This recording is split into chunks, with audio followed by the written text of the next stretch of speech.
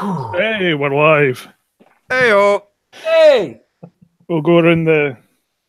I was going to say we'll go from right to left and then everyone's just fucking moved where they were on my screen. So, we do it to confuse you. Yeah. Dicks. What's right to left in your screen? What's Scotland right to left? Well, we don't do right to left. We don't do right in our country, to be honest.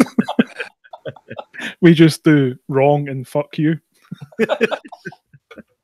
So, yeah. Blaine, you're up first. Introduce yourself while I share some links out. Nothing really to share. I'm Blaine from Appalachian Pie. Check out my podcast if you get the opportunity. We're carried just about everywhere you can find it. The whole concept behind it is to kind of turn the stereotype on its head, present you with people that you may not have even considered being part of Appalachia or anything. Otherwise, do a little bit of work with some audio dramas that we're all involved in at this point. And yeah, kind of moving forward and getting my feet a little bit wet in the writing side as well. Nice, yeah. Martinez, you're up next. Hello, I'm Chris Martinez. I'm Chief Creative Officer of Boat Fight. It's a crazy podcast, and got a new story out on Amazon called Dusty. Pick it up. Nice. Got a really cool wanted poster. Yes, it does. It does. 3 of them are right here on this call. I'll confuse the audience by saying, Todd, you're next.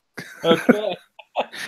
Todd Brown, also as a writer, T.W. Brown, and then, of course, on Audible as Kenneth Obie, where my specialty is as a writer, the horror genre, specifically zombies, and in narration, I'm slowly becoming the king of male-male romance. And that's pretty much all I'm doing right now. It's all I have time to do. So getting ready to do a couple things with some new audio dramas, new seasons coming up for Orchid Grove and Tangent City. And maybe one of these days eventually guest my way onto every podcast that is part of this network. So those are my ambitions for the upcoming couple of years. I guess that leaves me. Yep. I'm Steve Sandwich from the Ranting and Raving podcast. We like to yell and make jokes about movies and sports. Yeah, and I'm with you guys a lot. So good to be back. Yeah. Well, it's probably not the best claim to fame as you're with us a lot. To get you in trouble. Found that out pretty damn quick. Thank you, guys. Yeah. Jesus. So, it certainly can be a hindrance at times. Definitely. Yeah. Christ. Hey, I wanted to start off with a question, and actually it's directed towards Blaine. Can I find you on places like TuneIn, Stitcher, and everything else like that? Yes, sir. Just about any place that carries. Okay, because I've got TuneIn connected through my Sonos and everything else like that, and I'm trying to get into more listening to you guys and listening to stuff. I'm pretty much done with commercial listening. So I wanted to make sure that I could find you on like TuneIn and everything else like that. So okay, good. Yeah, definitely. And I'll shoot you some links too. Yeah, that'd be great. Yeah, that would be great because having that on throughout the house, it's just better to pass the time that way. And cool. Also, I'm all about supporting anybody that's part of the TFAU. So nice. Yeah, love it. I just found out we're on iHeartRadio too. That was a nice surprise. Wow. Oh, when did y'all pull that? I don't know, because we have a shit show, so I don't know how that's possible. Yeah, it's not like you're professional or anything. No, absolutely not. I must not have been doing this for years. All that non-advertisement on that other station you were on really paid off. Yeah. But don't worry about it, because we're not talented and we have a shit show, so we're going down. Allegedly. Yeah. I'll be the judge of that one of these days. Yeah. I think I was on iHeartRadio for like 2 weeks. Oh, who'd you piss off in that amount of time? Oh, why did it take you that long to piss somebody off in the first place? Yeah, I think they actually eventually listened to one of my programs, and they went, "Yeah, we're not having him on." Yeah, we can't do that. Yeah. Excuse me, Mr. Carson. You say the C word far too much for us. He's We're gonna been have to saying drop that. He's been saying these people that are getting accused of being paedophiles are paedophiles. Oh no! That's terrible. That's terrible. We can't have that. Yeah, Can't have lightning. when was the last Twitter ban, Drew? Last Twitter ban, I DM. Well, not DM. I sent a meme of the Prime Minister to her political party. It was done like the poster for Reanimator. It was making fun of Brexit, and they didn't like that, so got banned for that. You'd think though that your government couldn't ban you from their Twitter page, because then how are you supposed to get information on how they're governing you? You've learned their dark secret. You're not supposed to have any information. Yeah. God.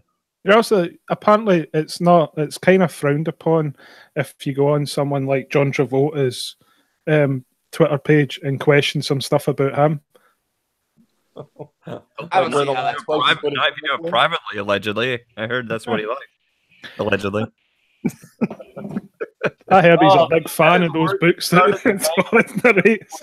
Or if you're just in a gym at 4 a.m. Allegedly. Good Lord. I'm not saying he's a cock grabber, but Wait, did you say cock grabber or butt? Yeah, that too. either way. Don't just say yes. Just say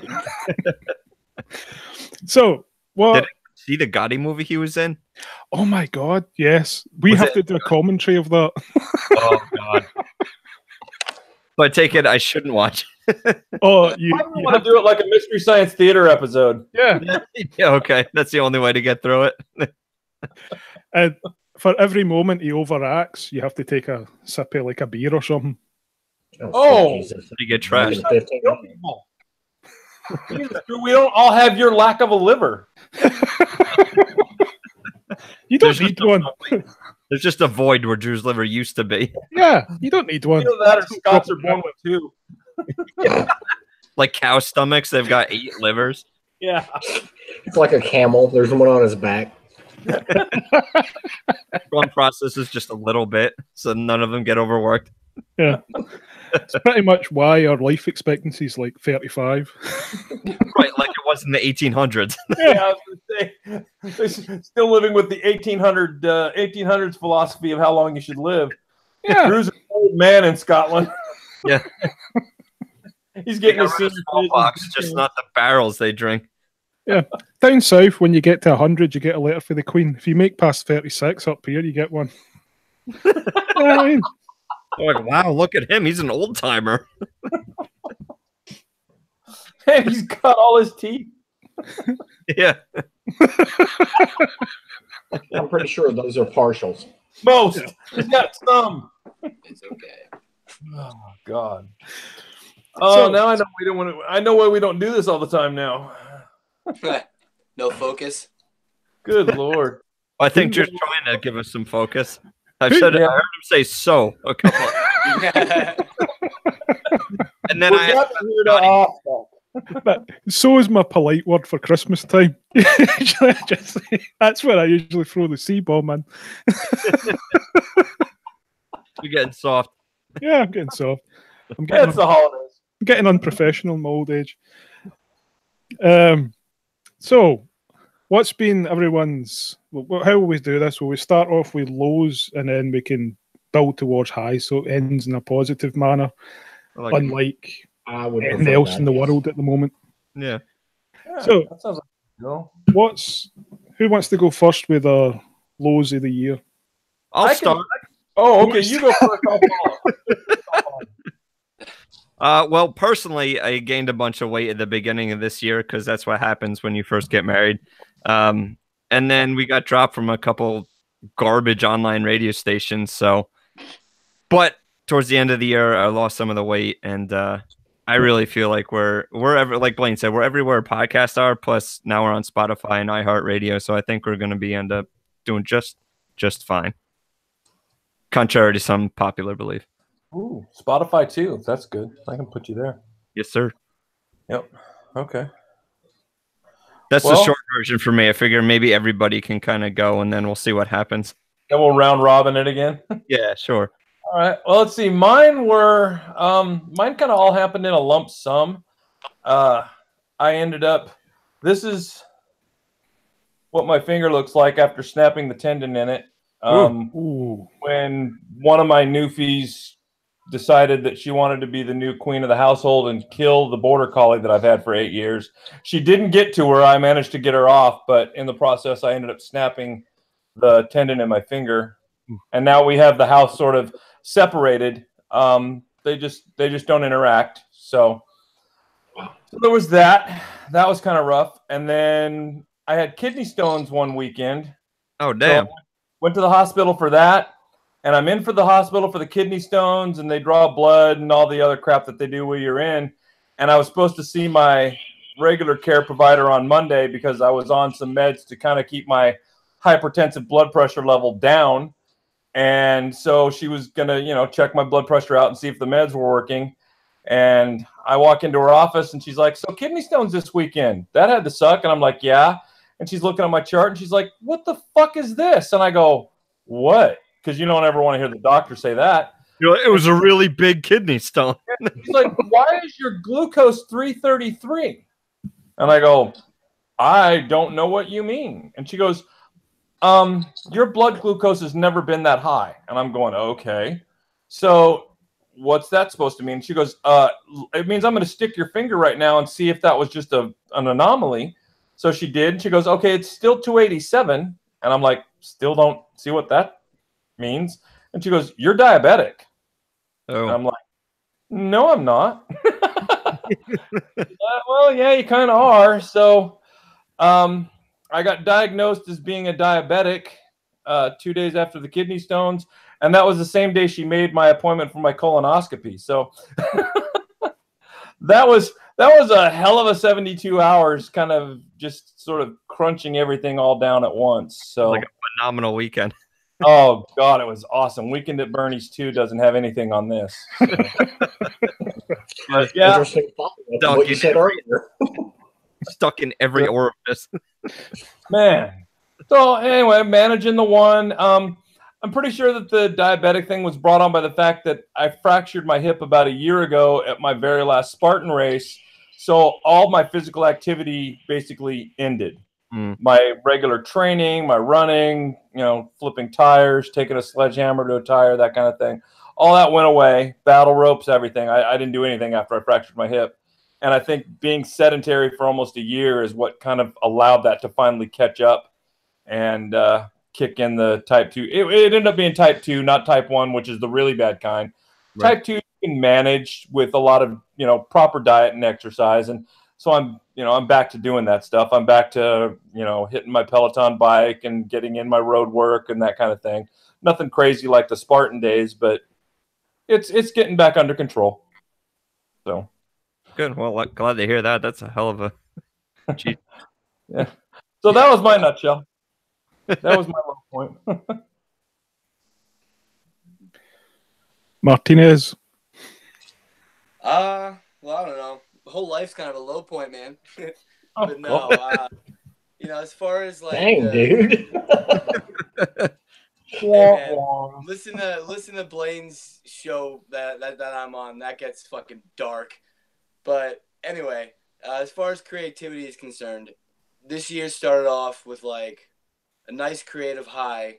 With like nobody really listening to the things that we do because it's okay. We're just kind of starting. And slowly over this year, it's like definitely built momentum. You know what I mean? So everything's kind of getting better as far as everything creatively. So that's pretty cool. Yeah, that's great. That's always great. Yeah. I think that's what we all strive for. We all hit lulls and try to kickstart the gears again. I know for me, that was a big thing. Starting writing again was huge for me. Mm-hmm. That took a long time. It's not easy. Just ask Todd. Certainly not. Todd writes a new book every 3 minutes. He's okay. He's written one while we've been doing this. I'm pretty sure it got published while you all were saying that. It did seem that way for a while. I took a break, getting back to it now, but had to take a break. But yeah, New Year's going to have some challenges I'm looking forward to. So let's hear about Blaine's low points. That's what I'm looking forward to. I think that hat is one of them. Yeah. Agreed. The fact it looks like I'm Bernie going for to love Weekend at getting to meet you Bernie's. face to face one day. All that Right. unexplored I'll wilderness go that he there lives right in. now. What do you want, Blaine? Oh, please. Like, you can get out of your damn driveway. I fucking shoveled it out. I went and bought a shovel. Thank you very much. What a shovel. I had to buy a shovel. I never wanted to buy one before. For what? Once a year it fucking snows? Bullshit. Poor little feller. But anyhow. Nothing. Hate it. Let's see. Low points creatively. Well, I guess I can come back and revisit this later on, away from this sphere of the conversation we're having.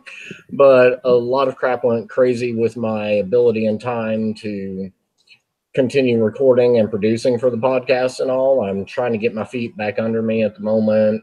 Still moving forward. Was still trying my best for quite a while to keep up with the various projects that we had as far as Tangent City, Orchid Grove, and Chris's thing with Horses of Fury. So I guess the biggest positive for me at this point is getting involved with several other projects here locally.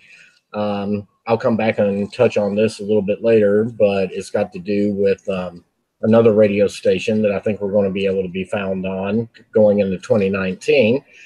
And yeah, at this point, I'm pretty much seeing no end in sight. So I'm feeling good again. Good, man. Awesome stuff, yeah. Low point for me, had a tricky shit in February. No, low point for me, probably being associated with Radio Chaos. Yeah. Bada boom, bada bing. Who's that? I don't even give a shit. It's like, Don, go fuck yourself. He was a piece of shit, so that was He's my not low point of the year. No, he's blinded by how much he's masturbated in the last 24 hours. Well, I mean, I am too, so let's relax there. Lord. It wasn't a judgment. It was just him not being able to see the video. Yeah, Right, of Yeah. course. that's what he's up to. It's not like he's got any shows to put on his radio station. He's kind of went in the same route. He kind of picked up that really popular show that's on Mile High, that Dead Air show, and he's kind of ran with it. He's giving it like Oh, that 18 one. hours a day. Yeah, just on repeat. So that was The probably one that led into an After My show. yeah. The one that That played was just their entire Tuesday lineup. the one that It's played really cheap to during- produce. yeah, the one that played during my show for 4 weeks in a row that they didn't even notice. Oh, wow. I just sent them Dead Air, and occasionally I went, "Fuck you." 57 minutes. Fuck you. You know what's funny is, though, we're living in a time and an era where that, like, if that was a show, people would be like, it's It so would be 8 art. hours, you just have to appreciate it for what it is. It would be considered some sort of mystical art. Yeah, You become a cult leader, it's and like a, live painting on that's See, white dude, on you're white. onto something. Shia LaBeouf will be in the movie of it. Yeah. That's what your next show should be. It should just be Dead Air, and then in the middle of it, just that Shia LaBeouf song, and then Yeah. that's it. I could just be the radio station. And That a song random on repeat. That's pretty strong. That should be one of the lineups for Radio Haver. Just one day is a Shia LaBeouf song for 24 hours. Well, it's Oh, not Well, like you a, know one person who'd listen. yeah. And then one person's what I'm aiming for. Hey, fair enough. I fucking love that dude. I'll watch him for hours. He amuses the fuck out of me. I think randomly you just throw in "We Built the City" by Jefferson Starship to screw with people's heads. Hey now. I love that song. We built this city. Shia LaBeouf.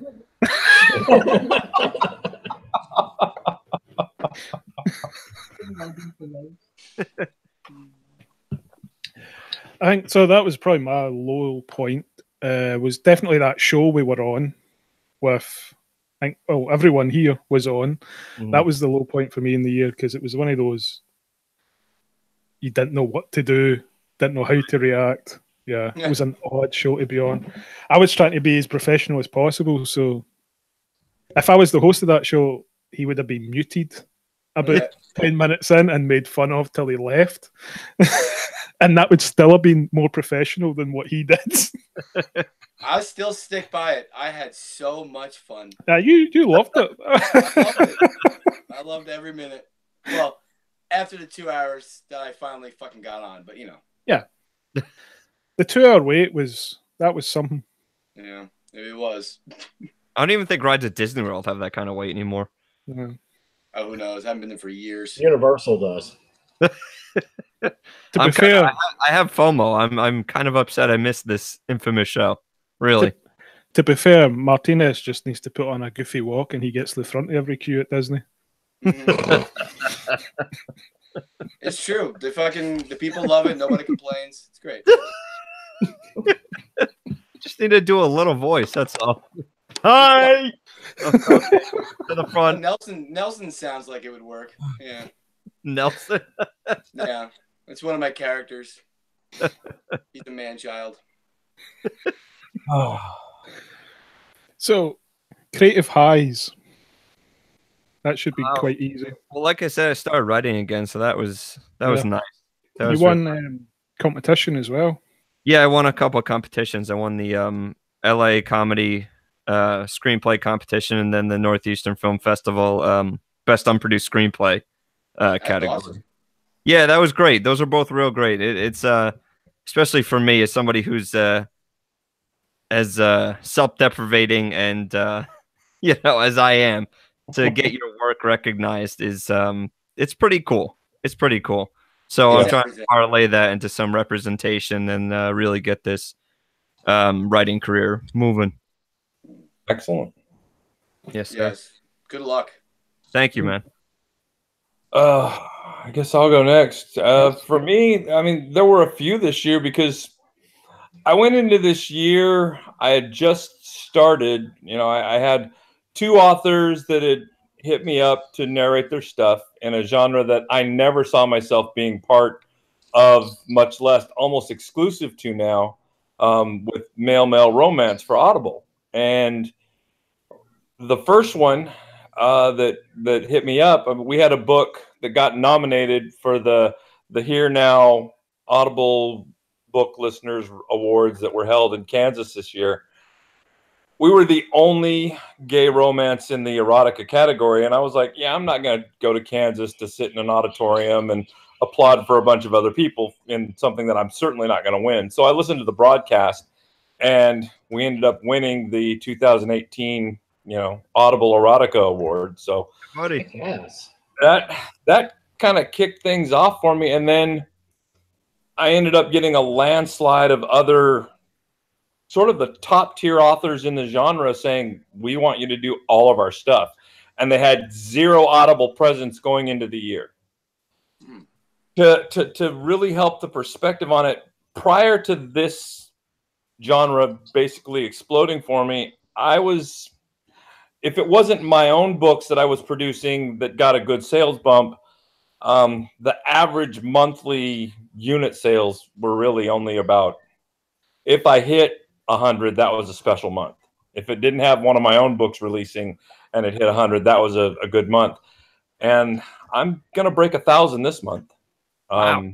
I'm already at 700 as of the 10th. So 1,000 is going to be easily, in my rearview mirror. I've been averaging over 600 a month for the last several months pretty consistently, and I just signed the last author that I'm willing to take on. So I'm booked well into next year, and they also all are very prolific. They're putting out each of them are putting out new books every 6 weeks. So Wow. Yeah, their length is only between 60 to 70,000 words, so they're not 100,000 word epics. They're right in that sweet spot for your basic slash romance novel, but right now it's the number one selling genre on Audible. Gay romance is the number one genre on Audible. Wow. It's like I said, this is not the genre I thought that I would be in. I expected horror or something like that to be where I really found a home. And this has become, it's a game changer. I hired my wife away from her job. She's got 2 masters, one in forensic accounting and one just a regular MBA. And I hired her to be my producer now. She does all the edits and then hands me my list of corrections at the end of each day because it's the only way I can keep up now. So that's yeah. That's a good year for what I thought you said your high was going to be was passing that kidney stone.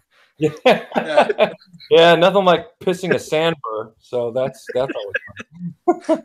Other than that, I took about a 6-month hiatus from writing. I needed a break. I've been writing nonstop since 2009. I haven't taken a break from writing since 2009. So it was time. So I took a break, and now I'm ready to kind of go back into it. The problem that I'm having is I'm still trying to work out the schedule because I'm spending so much time in production and everything else like that, and narrating, and it's becoming such a moneymaker. I can't not do it, and but I also can't not write because there's part of me that has to be doing that process to keep my brain sort of clear. So I think 2019 is going to be a really good year, both as a writer and as a narrator. Good, man. Yeah, I hope so. Yeah. Hope you find more success there. Yeah. Okay. Who wants to go next? Blaine, Chris, duke it out. I'd like to not go first. Okay, let's see. Most positive things out of this year. First, I think that I finally felt comfortable enough after having met all you guys and gotten a little bit over some of my issues in my head that I was able to feel like I could share some of the writing and stuff, or just the ideas that I was wanting to put pen to paper on and all that. And it seems to have been fairly well received. Really stunned me in a lot of ways. Beyond that, I guess I'm still also kind of freaked out about the fact that people have come to identify not only with the podcast or the brand or anything else and understanding what I'm doing a Or little the bit hat. more. Shut the fuck up, bitch.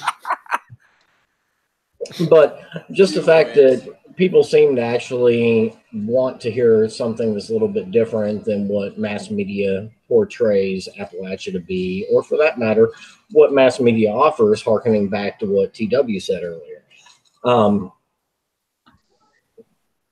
Moving forward at this point, we've got, some things that I'm really excited about still going in 2019, which once again, I'll talk about later, but got the opportunity to get involved with some more of the local arts here, with some of the performance art, burlesque, dancing, some people that just do some just random stuff in the community. And it feels really good to be in that scene and accepted. So, yeah. Yeah, buddy. Oh yeah. All right. Clean up. What's that? I said you're up, Chris. Oh, all right. Yeah, I think right now Creative High is everything that's happening right now. The podcast was, we've been put on Hollow 9 recently, so we're exposed to some new listeners there.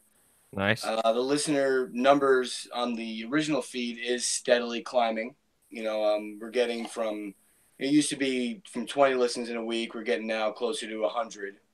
So things are starting with that.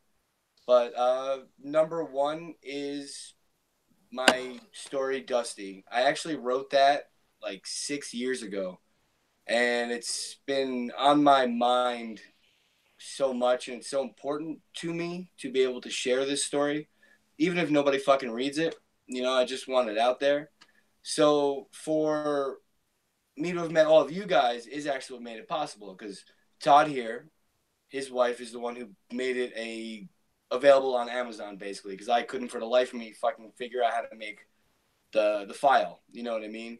That little thing, it basically just changed my kind of outlook right now. And I'm very excited for 2019 for, like Blaine said, reasons that we will talk about other than that. But as far as creative highs are concerned, fucking Dusty's out. You know? And I'm so happy. I'm looking at one right now. It's got my name on it. It fucking thrills me. That's awesome. There's something about that in there. It's amazing. It's amazing. What about you, Drew? For me, Creative Highs, probably Mind Garden coming out. Getting such a positive review from most people. Some people were a bit shitty on the reviews. Actually, one of the reviews was quite funny, because one of the reviews was they said that the acting in it was terrible, which I thought was quite. I was like, "What fucking acting? It was a documentary." Wow, that's funny. That's good. I can't even be mad at that. That high praise. Yeah. What else? It's doing well on Amazon. Other than that, Orchid Grove was quite a good high this year. The TFAU became a year old in 2018. Wow. Done a lot in that group in 1 year. There's 2 film projects coming out of that group, a couple of TV pilots, Wow, man. audio dramas, books, whole lot of stuff just from people meeting in that group. So that's been quite good. And then what's going to happen next year with Radio Haver. So Yeah. that's kind of my creative highs. I'm looking forward to being on a real station, honestly. It's always a plus, isn't it? What do you mean by that, Steve? I mean, if I ask you for numbers, are you going to drop me, or? I'm going to tell people that you came at me with your hand out. Okay. And just lie about you. Good, because that's what I'm used to. So Yeah. I'm sorry, but when it comes time for like a mid-season hiatus or whatever is going to go on, you guys totally need to stage a thing where you go on to TFAU and ask for the numbers, and then Drew cuts you off and says, "That's it, you're out of here." And then at your time slot, there's nothing but dead air with Drew and a random "fuck you" for that spot for like 2 weeks. You know, I'll be like, "Don't cross the line," or the Lynn, or whatever the fuck she's called. it just feels like anything different than that'll be weird. Yeah. It's kind of like eating spaghetti without meatballs. To be fair, though, a Scottish person's the perfect person to be stingy with numbers, and to be, if you want to go the chaos route, to be a bigot. Yeah. So yeah, I'm kind of perfect. We don't like to pay for stuff, and usually we're quite bigoted. So Scotsman's the perfect radio person to be on the station. Back in with. Yeah. Ticks a lot of boxes. That's good. I'm happy for that. Those miserable fucks. And then I know Dave's not here, but Station 9's coming soon too. Yeah, I'm looking forward to 9. that as well. That's a good crossover. I think that's a good crossover team. I think both, for looking ahead for 2019, I think you can finally have a version of 2 stations that can coexist and cross-promote, cross-platform each other to the point where both are successful. It's something that I talk about with writers all the time. A tendency in entertainment is to get stingy with your audience. And that is, you want to hoard that audience and not share it with other people. But the reality is, like, for instance, with me, even when I was at my prime and I was putting out a book every 3 months, that is 89 days that is not going to have a new release. my readers were going through my books and reading it in 2-3 days. You know, they would take 3 months worth of work and chew it up in 2 to 3 days and say, when's the next one? Jesus, the ink's not dry, you know?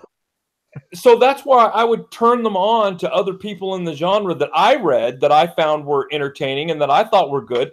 And that's just it. Is Drew's going to have creative programming, but there's going to be time for repeats and Phil and everything else like that. Send them over to 9, and 9 can do the same thing with Drew. And there's always going to be plenty of content. We've got enough people in our group and in our union that will produce things that you don't have to hoard it. You know, we can share the wealth and everybody can be happy, you know? Yeah. I've said to pretty much all the showrunners, if you're on another station, I don't really give a shit. You can even promote it on my station that you're on another one. Because the better your show is, the better it is for Radio Haver at the end of the day. Yeah, I can't wait. That's going to be great. And when does that come out, Drew? That comes out end of January. I have the date written down somewhere, but I can't remember off the top of my fucking head. Let me see. So much for the plug, sir. Launching the, you know, I've got an unprofessional image to hold up here. Drew's like, oh, it's sometime in January. 21st. I've got an unprofessional view to hold up here. Like, yeah, me too. So why was I doing? I just hope he's not just I don't know what I'm doing. Schedule done. Yeah, I'm about as professional as your average hooker. Well, if she's clean, then she's very professional. Yeah. Or Hey, he. Drew, when do you think you're gonna have the first week's like lineup ready? The first week in the schedule. It starts on the 21st, I think it is, and everyone will be getting depends. Some people are given older episodes because they have like a progression on how their show went that they want to start in episode 1. I would recommend to most of the showrunners to give me like a week or 2 behind, so if they have a holiday or something coming up, there's a couple spare. So just a couple of weeks before the first one goes up is when people need to start giving shows. Nice. Question. Do you take shit shows? Yeah. My show is going to be on it, so yeah. Good. Oh, he's talking to me too, man. Just checking. Hey, I've got a question for Blaine. Since we sort of missed each other this summer. You did a camp this summer back in August? No, right? I did not. You didn't end up doing it? No, that's something to talk about, not on this show. Okay, all right then. If you're going to do it next year, my offer still stands. So fully appreciate that, sir. Okay. Well, all right then. I'm going to tune you in so that I know what direction to come at, so I can try to find a way to weasel my way onto one of your podcasts. So. But I got to know the content first. With Drew, you just show up. It doesn't matter. So I don't have to worry about prep or anything. But with you, I want to know what the hell's going on. There is no prep for anything I do. There's no prep for a Drew Carson show. There's no prep for anything I write, let alone a bloody podcast. Research for me is watching Netflix, and then 5 minutes before something needs to get handed in, that's when I write it. You've referred to some things as 2 shitter scripts, right? Yeah, pretty much. So, as long as of course, Steve's all movies and sports, so you know, I'm good for you, Steve. Anytime you end up with an empty space to fill. Perfect. So. Yeah. Next time we changed our recording schedule where we kind of bang out 3 or 4 episodes on a weekend and then space it out. So it's easier on us. We don't have to meet up every single week and do it. But yeah, next time I think we're going to do some overrated athletes. We just did an NFL one, so we're probably going to do MLB and NBA. Okay. No Seahawks are on my list, so don't worry. Oh, well, that's too bad because I have a few. As a diehard Hawk fan, I have a handful. Honestly, I'd put Russell Wilson there right now. I don't think I put Sean Alexander there. Russ is the first time I've been happy with our quarterback situation in a long time. So we would have a good spirited debate on that. But I'm sure Sean Alexander can kiss my ass. But you know, yeah, it was all about Max Strong and Steve Hutchinson there. I know this is gibberish to most people, but So- yeah, no. If you listen to our show at Ranting Podcast, you'll see that nothing gets me heated quite like a good sports debate. Like 0 to 60 for me, 2 seconds. That's all it takes. So Drew, you keep putting musicians up on Terra Firma. Who's some of the? Give us some background on some of these people. Didn't you have a bass player today? Yeah, he's the bass player for Pariah Soul, who I've got a ticket to go see on the 4th of January. Oh, nice. In King Tut's in Glasgow. If anyone's watching this is from Glasgow, fucking doubt it. We've got 2 viewers. They're probably fucking 2 arseholes from another station. They're a kind of cool like rock band, blues band style music. So yeah, I'm only looking for bands that are basically unsigned to record labels. I'm trying to help people get to the next stage of their. I think I've got career. one for you that I'll get in touch with you and send you some music on and put you in touch with the singer. They actually are probably my favorite local band, and they played my surprise birthday party this year. Group called Bad Ellie, I think you'd get a kick out of.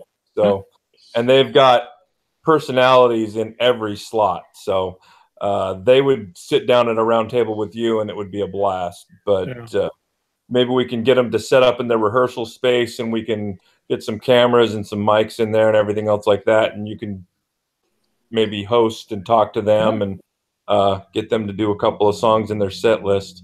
That sounds awesome, yeah. So you and I will work on. I'll work that around and start messaging you on that. You see a lot of shows, Todd. A lot of cover bands I see. Oh well, see the big thing out here in Portland, there is a very rich tribute band market. I mean, these aren't. You normally go to a club and the cover band plays, a mix of music, but these are all bands that not only go for one specific band, but they go for the look, the sound.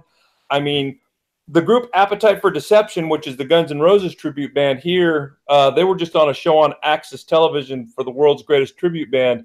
They've been together for 15 years. I may be wrong. It may be longer.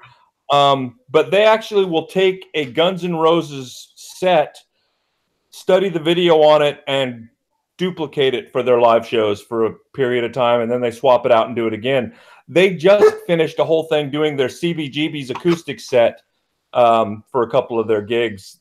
Oh, wow. It was unreal. It was unreal. And the guy, Mark Thomas, that is the singer, you'd be hard-pressed to not think you were seeing and hearing Axl. The guy that is their Slash is just an epic guitarist. He's done fill-in spots with Trans-Siberian Orchestra, things like that. Wow. Super talented group of musicians, but there's this thriving tribute scene out here. In fact, it's something that I want to maybe put for both stations this coming year. There's an event out here. It's called Hairfest, and it's a 2-day music festival of tribute bands. There's usually between 13 to 19 bands that play during this thing. They managed to do swap outs to get the stage cleared and reset in 15 minutes. They've got it so down to a science, but we're talking about an outdoor concert that has 3,000 people in attendance from midday till 2 o'clock in the morning, where you get to hear everything from Heart to Metallica, Beastie Boys. And it's epic. I mean, it's really, really rich out here. And see, I wrote a book on the scene a couple years ago, because every year I write something that's not related to zombies. And I wrote a book called Tribute after, meeting some of the guys, and I've become friends with a lot of the performers. And it is an entirely different scene. I mean, going to see Unchained, I went to the old Van Halen shows in the 80s. The only difference is that the lead singer is not so falling down drunk that he becomes a caricature of a headliner. I mean, it's just, and you talk to these guys and they basically say, look, we try to give people the memories that they had from that era without the fuck ups, and they have to try harder to sound good, because if they go out there and sound like crap and act like assholes, nobody's going to watch them a second time. But I'm sure they're all tremendously talented. They actually, Steel Panther actually started as a Van Halen cover band and then morphed into something different. It's part of the It's great. I pageantry. watch all and the live everything. videos that you put up, and they're all like, "Wow, I could see that!" Like the Motley Crue tributes and all that kind of stuff. Sounds just like them. It's a real talented group, and I'm just lucky to have I made a lot of friends when I wrote the book, and it is a real close group. But I'm fortunate to have a really good relationship with the promoter, and I think we could do something similar to the lines of what MTV did back in the US Festival days, where they had camera crews backstage. They did live drop-ins showing, the event itself, crowd interaction, band interviews after sets. I think we could do a full 2 days just blowout of music between you guys' two stations. And I think it's something to look into, but it is a very thriving scene out here in the Northwest. The tribute scene is huge out here. That's pretty cool. I don't see as many of them coming around here. I think the guy that is the lead singer for the Guns N' Roses tribute band, because of the exposure they got on Access TV, he ended up getting picked up in 3 more groups. And I know he does one out of Texas and one somewhere on the East Coast. So I'll talk to Mark, and if he's ever out anywhere near you, I'll definitely let you know you need to go see him. He's amazing. Yeah, and the other cool thing is you can actually go up to these guys after the show and talk to them, and they walk out into the crowd and say hi to everybody. They're thankful that you came to see them. It's not like a regular concert, Right. So the band is accessible big time to the people. So when you say it looks like Axl Rose, are we talking Axl Rose in the 80s or Axl Rose that looks like he's a beached dead body? On stage, it's the 80s version. And the really cool thing about Mark, like for instance, 2 years ago at Hairfest, they decided to do the absolute most Guns N' Roses thing they could think of. They played all the hits in the first part, and they closed out with a B-side that most people didn't know, and then walked off the stage. That was their ending. It was, the crowd was like stunned, and then as soon as they realized what they did, they went nuts. But then, of course, they come out afterwards, and they go walking into the crowd, and they're hugging people, and there's a place where you can go get your pictures with the band and everything else like that. But like I said, they really strive to be authentic. So when they're on stage, it's something to watch. The guys that were on stage for Hairfest, the AC/DC tribute band, Shoot to Thrill, Axl, Mark Thomas, came out during Whole Lotta Rosie and joined the band to do that set, because that was right around the same time that it was announced that Axl was touring with AC/DC. Nice. Singer. So he came out and did Whole Lotta Rosie with the band. He had the kilt and everything else like that. It was an amazing set. They really threw it together well. Nice. That's awesome. Yeah. It's a lot of fun. And a lot of these guys, they're full-time musicians all the time. One of the guys that is in 3 of the different bands, he's in AC/DC's tribute band, Bon Jovi's tribute band, and one other. He just got back from Europe. He is the touring drummer for Flock of Seagulls.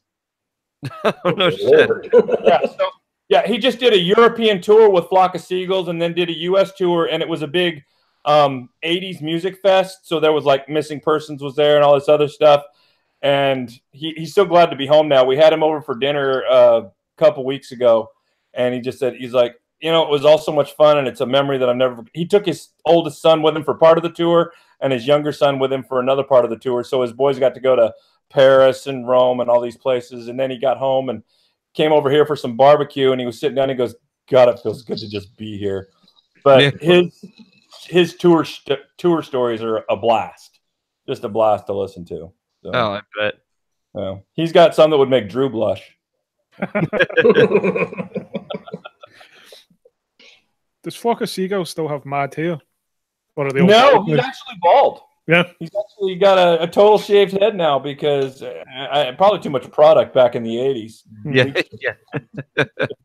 It ran so far away. Oh, God. Oh, that's good. I think we have to re-edit that and close the show with that. Yeah. With a version of the song that's close enough for you to know what it was, but not close enough to get me sued. Yeah, we're always trying to walk that line with you, Drew. Yeah. We don't keep you quit with the cash references. On somebody's crap list. Yeah.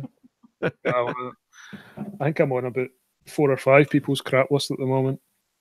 Oh, I think come on. perennially- It's 4 or perennially 5. circling around those Really? lists. You want to add zeros to each of those numbers? Yeah, well, there's a couple of zeros. We were talking about Mile High earlier. Hey-o. Uh, I'll just set them up. You keep knocking them out, Drew. I like how people do the walk the line and not mention names, and I do the stumbling straight over it and just say people's names because I don't give a fuck. I was offended that I was blocked and didn't even know why. Yeah, right. It's like the day I announced Radio Haver on my own personal page, Lynn quit the TFAU. Really? Yeah, I'm doing a Did not station know that. in the UK on British time, so it's not competition in any way because British time's when they've got dead air playing.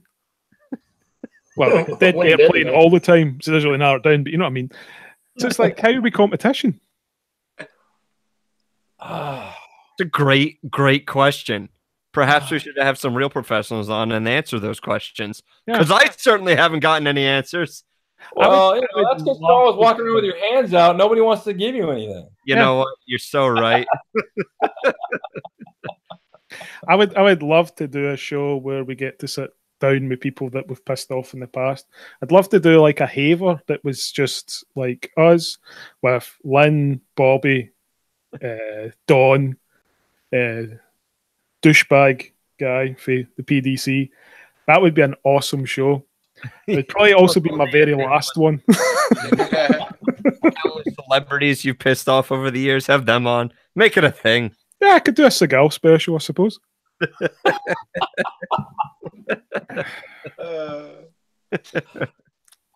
Talking to him, a friend of mine sent him a Wonder Bra as a birthday present this year. Oh my god. Oh no.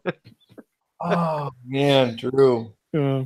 Ah, this is the reason I hang out with you guys because I look so good. I'm the only one here who's got prison time, and I look like a saint next to you. Jesus. But Yeah. It's a worrying thought, that actually, that it's the nicest guy on the show that's done prison time. that'll be our new tagline. You know how people say they listen to shows or they watch shows to feel better about themselves? I get the opposite effect of being on one of these. Feel worse about everything. What am I doing? Come on. Look, you just got offered the lead in a show that's not even written yet. Yeah. Oh yeah. Professional. For a book you've never even heard of. So I mean, Yeah. geez. For a show, we're going to hit you up to help write as well. Oh yeah, there's that part. We forgot, Steve. There is that. Yeah, we're going to do a writer's room situation on it. Love it. You know, Yeah. because I won awards for writing, but it doesn't matter because I'm not professional and I have a shit show. So Well, Oh, you what, know you what? got a show? That'll be your T-shirt for this year. yeah, yeah. Come listen to us. We're a shit show. That's like Motorhead said that when they were first starting off. Everybody, one newspaper reviewer called them the worst band in the world, and then I think it was Wurzel at the time before he died was like, so everybody turned up to see the worst band in the world. It was the best. That's awesome. We should So- probably do a show called Shit Show. Yeah. Because between us, we must be able to garner like at least 10 listeners every week to a show like that. I'm saying, That's a lot. Maybe a month. yeah, maybe do it monthly. What would we talk about on Shit Show? Bell movies. I think we should just replay some of the shows the creator of a certain station did. Yeah, we could film a television screen showing a sporting event and say that we are filming the sporting event professionally with a webcam on a screen, which is something he did. Wow. That's impressive. Yeah. I guess. Or what if we played our own shows and just tore ourselves apart? Oh yeah, that'd be good. We should do That's actually commentaries really over good our worst episodes. Right? That's a our good own idea. episodes. That is actually a pretty good idea. That's pretty solid. Yeah. I'll bust out the DMX episode. We can do a commentary over it. Oh, there you go. Oh, that'd be fun. I heard. I don't know if I'm really behind can on wear this, his but I hat. heard he did a Rudolph song, like a Christmas song. DMX. Yes. No. I swear to God, I heard it on the radio, and I was like, "Is this for real, or am I like stroking out?" And this is the last thing I'm ever going to experience. Is DMX going rah rah Rudolph? Hur, hur. Oh You my got a god! gospel Now I'm album gonna have to too. Google that when we're done. It's something. Oh, He did a gospel album, and Yeah, on right. the gospel album, one of the songs he dropped the word. Now, this isn't my word. This is his word, which is the word he called me repeatedly on that episode I did with him. He dropped the word faggot in a song on a gospel album. Wow. wow! It's like, is it a fucking gospel album for Westboro Baptist Church here? What the fuck? Right. Maybe. Oh. He also does not like if you quote his lyrics back at him. He doesn't like that. Doesn't like that, no. What context were you quoting back his lyrics to him? Piss taking. Is X going to give it to? Is X really going to give it to you? Hope he uses lube.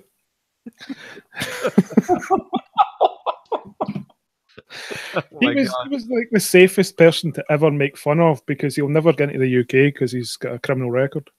Hmm. I love the balls on you to do something like that. Like, I get so starstruck. I'm always just like, oh, this is great. This is so much fun. And then Drew's like, you suck. Fuck off. My problems, I'm the opposite. It's when I talk to people who aren't celebrities that I struggle to talk to them. When I talk to celebrities, it's as if I'm not talking to a real person. I don't know what the fuck's up with me. I think you got a couple screws loose. I think there's Yeah. a few we can.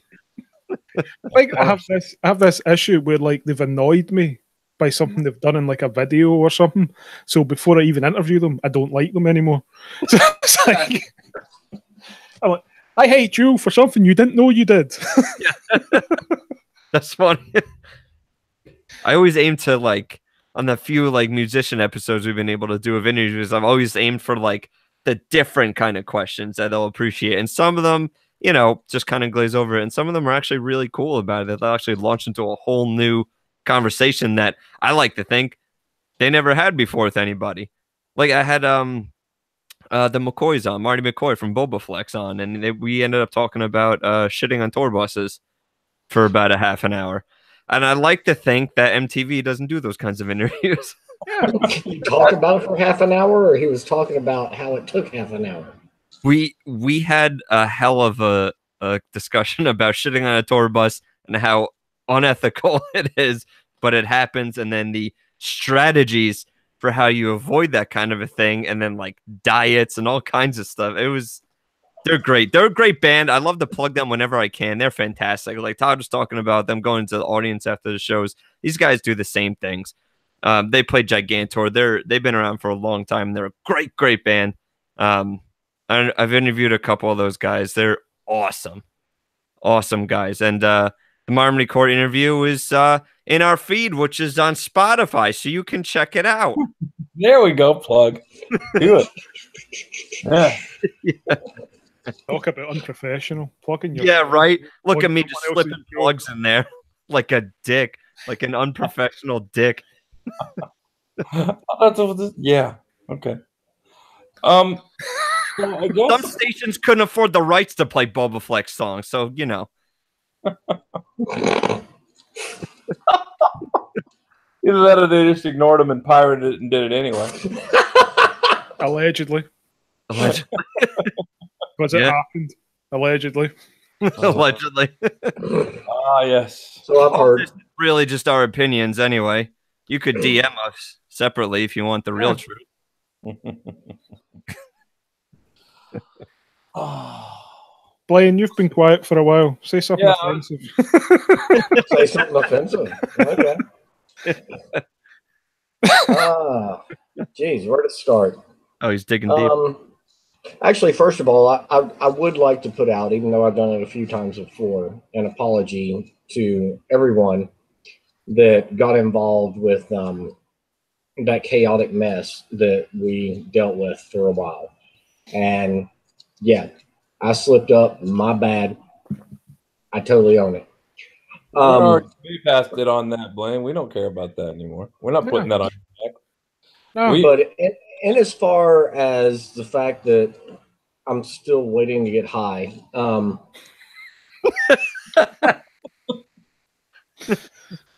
for the life of me, I don't understand, Steve, why you keep referencing your lack of professionalism. Because the few things that I've seen you actually reach out to people about seem to be worded very carefully and done in what would be considered a very professional business manner. Interesting. An opinion. However, that's right. I also understand that it's a two-way street in any form of communication. Mm-hmm. And when there's only a mile left to go, there's a line that needs to be drawn. And it doesn't matter. These people apparently do not care whatsoever. And I'll harken back once again to an absolutely nonsensical reference that if you're going to have spaghetti, you can't have meatballs. Very well put. Yep. I would kiss you on the mouth if you were here right now, Blaine. I believe that. I believe it. But no, seriously, screw both Chaos and Mile High. Well, I just want to be one of the sort of, I mean, because all of you guys have shows, you've all got podcasts. I just try to filter in as much as I can to be a part of it, and a lot of it is the support aspect, and part of it is just because I like it. I mean, I like doing these bits. I like the performances that we've put on through Tangent City and through Orchid Grove. Those are all things that I'm really proud of. Listening to everybody's other performances that have gone along. I got to really come to respect people that I hadn't really known yet, and then got to meet, through some of these shows that Drew has put together. Because, I mean, that's how I met you, Blaine. That's how I met Steve. That's how I met Chris. It started in some of these shows. I mean, I think my first encounter with Chris was during Chaos. So had it not been for that, I wouldn't have ever crossed his path, So, I mean, everything kind of happens, and it builds what we've got going on. I think that, every time since the Chaos thing, you've just been so down. And I think that it's something that you need to get past, because we've all gotten past it and have come out of it better because of it. This was a thing that we galvanized on, so it can't be considered bad anymore. It was our big bang. Yeah, the event itself might have sucked, and the whole venue and that, exploring, going over to Radio Chaos was just that. It was an exploration. It was something that was going to be tried, but it brought out something better from everybody in this group. So instead of you kind of taking yourself apart over this, I think it's now time to maybe step up and realize that what you've done is made us a better group because of it. You owned it. We already got past it when that happened. So me personally, I don't need you to beat yourself up on this. I mean, it just doesn't need to happen. I think that your contribution and part of Terra Firma that you provide, everybody's going to have a decision that's going to go south. That's part of the process. That's part of the creative process. We've all fucked up in our professional lives at some point and made a mistake. It's what we do afterwards. And I think what we've done afterwards and what we're going to do in the coming year with TFAU and everything else with Hollow 9 only is going to be better because of it. So yeah, that was a sidestep, but it didn't derail any of us. I mean, there were some negative aspects to it, but we didn't get derailed because of it. We got better because of it. And out of this, I mean, like I said, my first encounters with Chris was through that.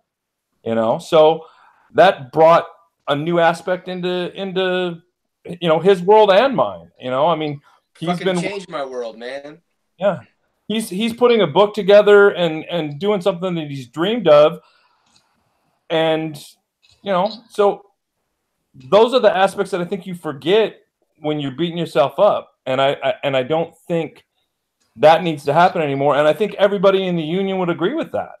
You know, I mean, we're looking back at 2018, and we've said that was one of the low points, but it's brought about one of the high points that's going to become part of 2019. You know, and you know, I'm honestly, you know, Steve getting cut off of Mile High is probably the best thing to happen to his show. You know, because now he's free to do whatever the hell he wants, and he's got 2 stations that'll put his product on without batting an eye. You know, so hell yeah, yeah, we're a tighter group coming out of that than we were before. I've had people who are quiet in the TFAU from posting on a regular basis applaud the way we handled that entire situation, how professional we were. Because we didn't come out in any post and just like motherfuck everyone for it or anything. You know, we handled it in a way that we basically got shot at him, and that was it. You know, you compare it to 6 months prior, you know, we probably not a very professional way we handled the whole, well, I was the moderator at the time, handled the whole TJ Basham situation where Chris Ripka destroyed him on a live stream. Which was funny as fuck, but not professional. The way we handled this one was better. The way, I would say, the way the Mile High situation's been handled was incredibly professional. The way you word things, your emails and stuff, I don't see why they had a problem with that. It's a fair question. And it's a question that was asked, what, 6, 7 months ago? Yeah. You know, Dave's asked the same question, what's the numbers? I asked the same questions the entire time Orchid Grove was getting played on there. I asked what the numbers were.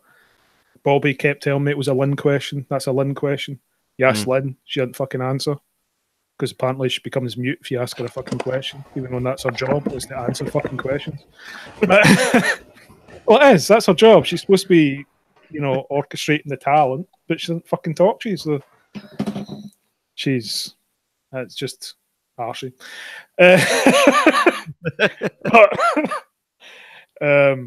Yeah, so that's why, was basically why I pulled Terra Firma off of there, was they wouldn't give me any answers. And I'd noticed ads playing.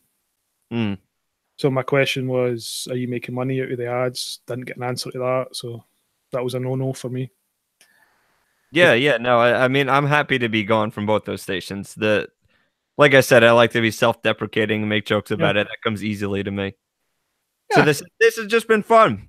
I enjoy now the freedom to be on the 2 stations that I will really enjoy actually being on. Ones that will actually treat you like a valued member of the team. Imagine that. And I think that's really where our strength has always been. And like I said, I told Drew this, and I don't say this for any other reason than it's the reality of it. I'm a spear carrier. I'm in the chorus. I'm here to do whatever I can do for any one of you guys that are going forward. Whether it's audio dramas, whether it's crap, I need a fill-in guest because my other one bailed on me, and we're just gonna spend an hour talking about whatever. I don't care, you know, because for me, it's just a chance to do something different, you know, because pretty much my day in, day out stuff is really self-oriented. I mean, I'm in a booth by myself narrating audiobooks. I'm in my office writing. This is my interaction, you know, and so doing this, you know, this is my chance to step outside of that and actually be somewhat social so that I don't turn into a total hermit and recluse, you know, I mean, which I prefer, but you know, any way that I can help anybody, because like I said, there's room for everybody's stuff because each of us can only create so much content. Yeah. And once somebody's listened to it, they've got all this other time left, you know? So it's not a matter of trying to hold down to a position that I think is mine. I'm willing to play background work for anybody, you know, and in this group especially, because I think everybody here has each other's backs, you know, and takes care of each other. And that's, I think, what drew me to this group in the first place. You know, I mean, I met Drew totally at random, just on Facebook one day. He made a comment on a post that I was looking at. I didn't know him from Adam, and I just reached out and said, "Hey," and we started talking. And then I got pulled into a couple of shows with Steve and Dave and Drew, and it's been that way ever since. Was he trolling with memes on that post? And he found probably he was probably tearing something apart, and I was going, "Oh, good! Finally, somebody's calling it what it is." But you know, and it just, from something so random, it turned into this, and now, you know, I consider Drew a good real life personal friend, and friends in my world, friends will do anything for each other. And so once that happened, anything Drew ever asks, I'm down for if it's in my realm. And that extends for most everybody in TFAU, you know, because this is sort of an extended family. I mean, there's a lot of people, a lot of us that are spear carriers that will pretty much just step in whenever you guys need us. And I just happen to be one of the louder spear carriers. Yeah, it's definitely more of a community than a Facebook group at the moment. Yeah, agreed. Yeah, for sure. So, what's everyone looking forward to in 2019 outside of stuff we've mentioned? Anyone got anything big coming up? Being a grandparent? That's a big one. Oh, yeah. That's my very first grandchild, so that's big. Congratulations, yeah. I'm excited about it. My daughter it's any day now. You know, every time my phone vibrates, I grab it to see if I'm getting the message that she's, you know, dashed off to give birth to Peyton. But I would say, other than that, I would say that 2019, this is going to be my wife and I's first year in full production mode. So I'm looking forward to see what we can do, because it's a little bit scary. I mean, she's, you know, walked away from a guaranteed income job, right? Was bringing in money in addition to what I was making, and now that's gone. You know, so now it's all just what is being made in this realm.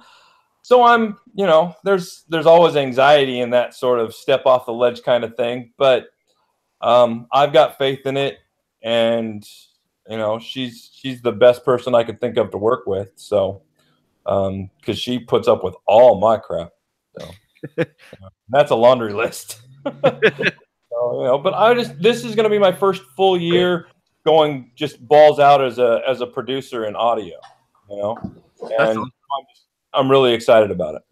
That's great. Yeah, I'm not doing anything big and special. Joining a couple radio stations I'm loving. I have a few more festivals and things that I'm hoping to get into for the screenwriting, and just continuing forward down that path. And check us out at Ranting Podcast if you like me. And then, quite frankly, my co-host is, you know, my other funnier half. We go back and forth real great on that show. We rip each other apart, and the topics we talk about. It's a fun time. Yep.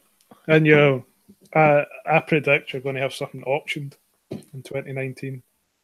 I hope so. I appreciate that prediction. If your manager's got any balls, then actually, yeah, that's his job. You're definitely going to get something else. Call me. Yeah. Stop making the crazy eyes, man. They're not going to call you with the crazy eyes. That's right. Well, it works for Kevin Spacey, man. Well, it did. It did, yeah.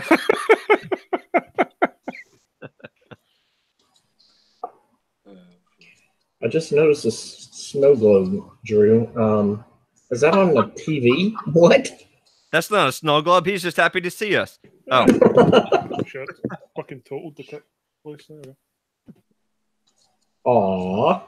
See? Plays a tune, but I probably don't have the rights to it. I'm not that professional. What, are you high? Not quite. Three-quarters What of a about mile you, Chris? high, not mile high.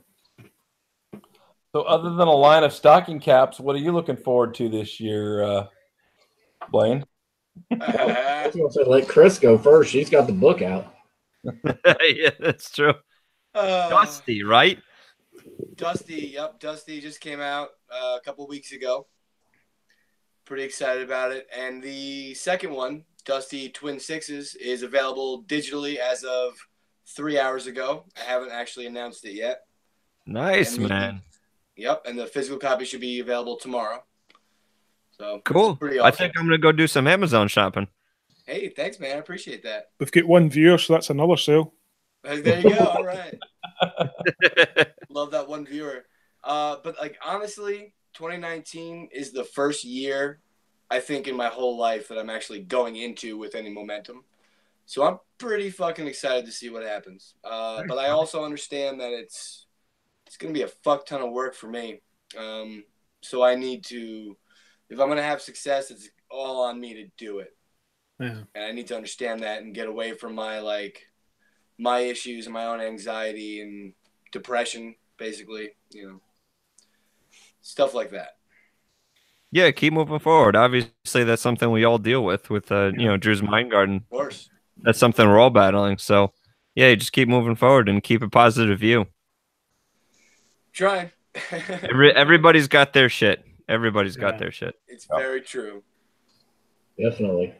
And I'll hop in real quickly here just because I don't know how many of y'all know that Chris and I actually live in the same town and have collaborated on a few different projects, but we've kind of decided that we're going to throw our hats in the ring to do the first, well, I don't know if it's the first, Drew, correct me if I'm wrong, but a live show as soon as Radio Haver launches, and hopefully will be picked up by 9 as well.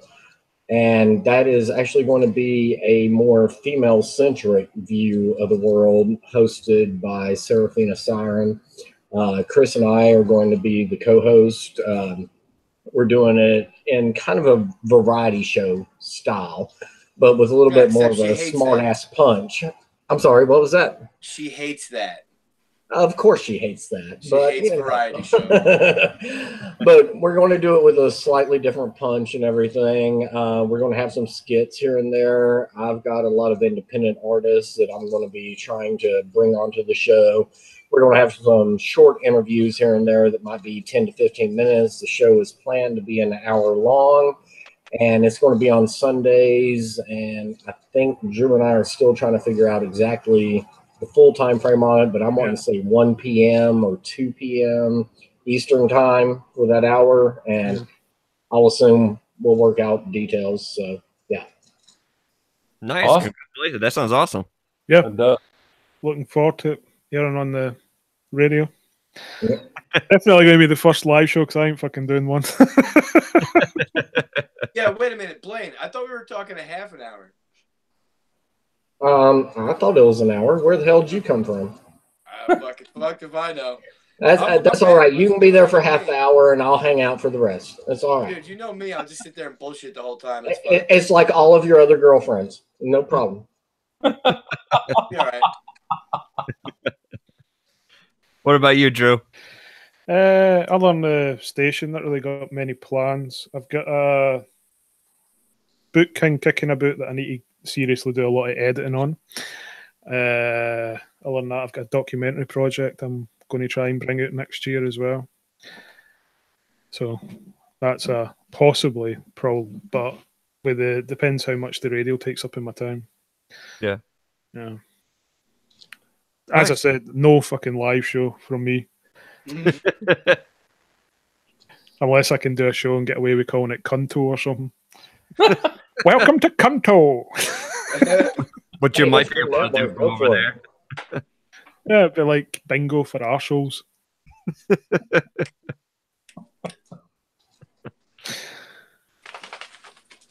Anyway, anyone wants to talk about to get off their chest or anything before we wrap up? Well, I do actually have some more stuff coming. Yeah. In January, Boat Fight, the podcast, will be expanding into the Boat Fight Network. And in the month of January, we will definitely be premiering another show called Monkey Movie Mondays, where myself and my co-host Benny watch different monkey movies and give our opinions on them. And monkey movie is definitely used loosely. So there's that. That'll be a fun show. And then we've got Boat Fight Presents coming out, which was the aforementioned Horses of Fury featuring Blaine there. And it'll be some good stuff. And there's some other shows that I haven't announced yet because I'm doing all the work and they're not done. So look forward to at least 2 more shows on the Boat Fight Network in January. So, nice, man. Now that's a lot. Very good. Yeah, I'm overwhelmed. That's good though. You're overwhelmed the projects that you're creating and putting out. That's the best kind. Well, I'm changing. Like, my job. I'm stepping down from my position as manager. I'm dropping down to just 3 days a week, doing some other like driving jobs to kind of free up time for me to do editing and writing and things like that. Awesome. If you never get out of your driveway. I'm out of the driveway now. I spent an hour and a half fucking sweating my ass off shoveling. Yeah, you Bought bought a shovel, Blaine. Come on. A shovel, dick. Bought a shovel. You guys could have came and shoveled me out. Yeah, What? Blaine. Hey, I offered to pick your ass up when you were out of freaking power and shit. Yeah, but you know, whatever. Not good enough. Shit. Nah, I love Blaine. He knows that. Yeah, I forgot. I got there's a Drew Carson special coming back. Drew Carson show special. I said I wouldn't bring that show back because I get so pissed off with it the last time, but it gets fucking ratings, so it's coming back. Ratings talk, man. Ratings talk, yep. That's good. So I'll be interviewing interesting folk on it. I'm only going to interview people that are either going to be insane guests or have the best fucking stories possible. So all I have to do is sit there and not talk. Yeah. That's the goal of that show. That's good. Put my name in the title and then don't talk on it. Nice. That's how you host. Yeah, that's how you fucking host. I want to see you put together the writers' room still too. Yeah, Writers Room's a show. It's going to come out on the radio as well. So Zomblog's definitely going to be one of the projects we put through that. So we'll be looking to build the team for that one, which might involve quite a few people that are in here, if not everyone in here, plus Dave. Sure. Yeah, might as well bring in the big hitters. That's if Dave's not moved to LA Yeah. at that point. Not talking to us anymore. Yeah, sure. Hollywood Maresca. Hollow Legal Nine weed. Go the way of the other stations. Yeah, that's right. Legal weed over there. That should be a new show on Hollow 9. Legal weed. Yeah. Legal weed. Every week Come you on just out to Oregon. yeah. Every week it comes out late or doesn't show up at all.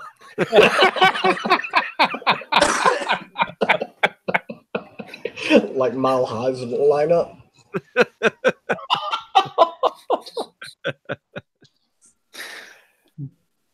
I think the only other thing I've got I can pimp for the radio show is there's going to be a person coming to the station, which is just my house, and doing a live set. So it would be really helpful because remember her name. I'll just put my face to the mic and then overdub it later.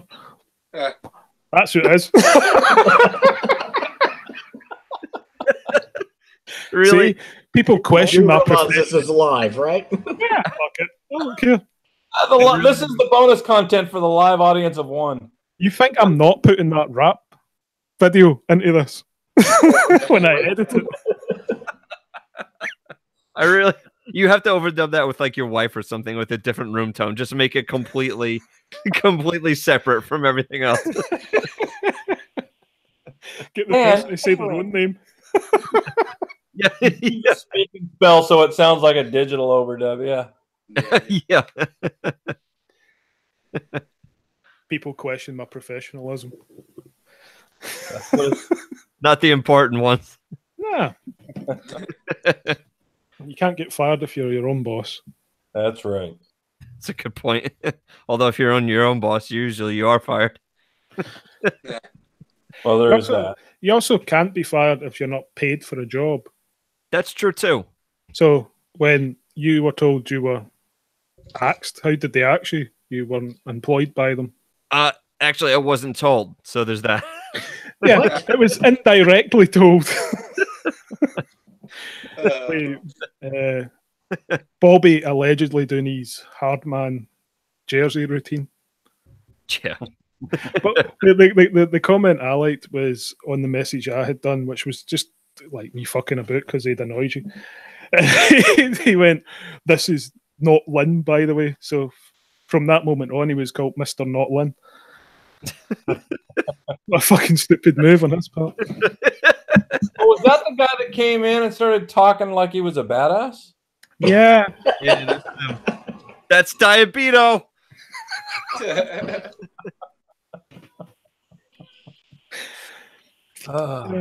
got to love people that, you know, are tough when they're in their house on the other side of the planet from you.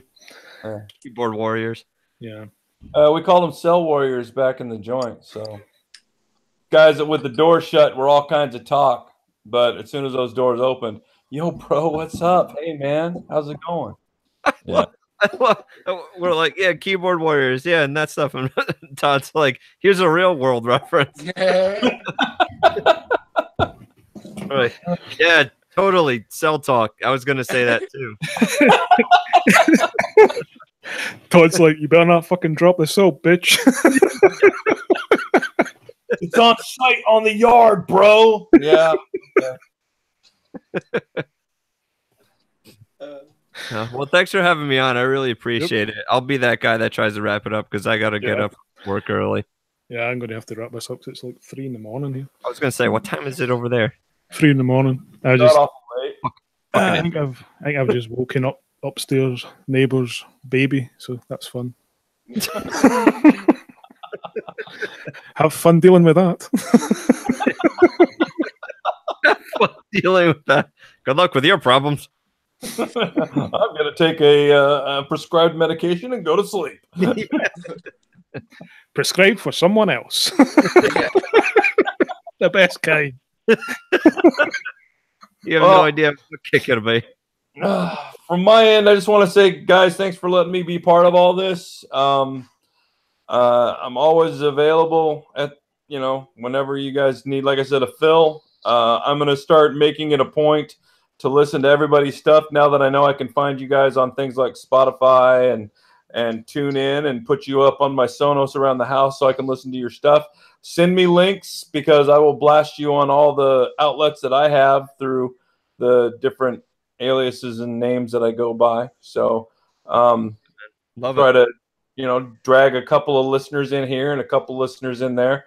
But I will start listening. So please send me links and times so that I can support what you guys have got going on, because I think this is a year that we can all own and there's room for all of us.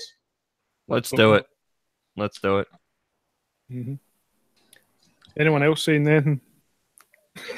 Yeah. Wait, thanks. This was fun, guys. What do you got? What, Blaine? No, please go right ahead, Chris. All right. I love doing this stuff anytime. I love being part of TFOW. Blaine, I'll thank you again for bringing me along for the ride. Drew, for your acceptance. And, yeah, guys, let's rock it, just like always.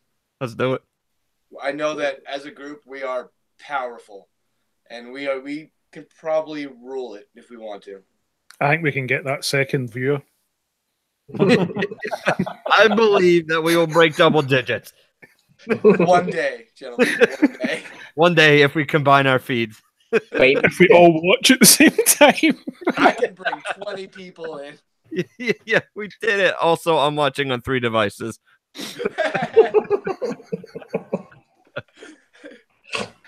All right. I'll see you guys later. Good See you talk. Steve, talk to you soon. Yep. All right. If you don't mind.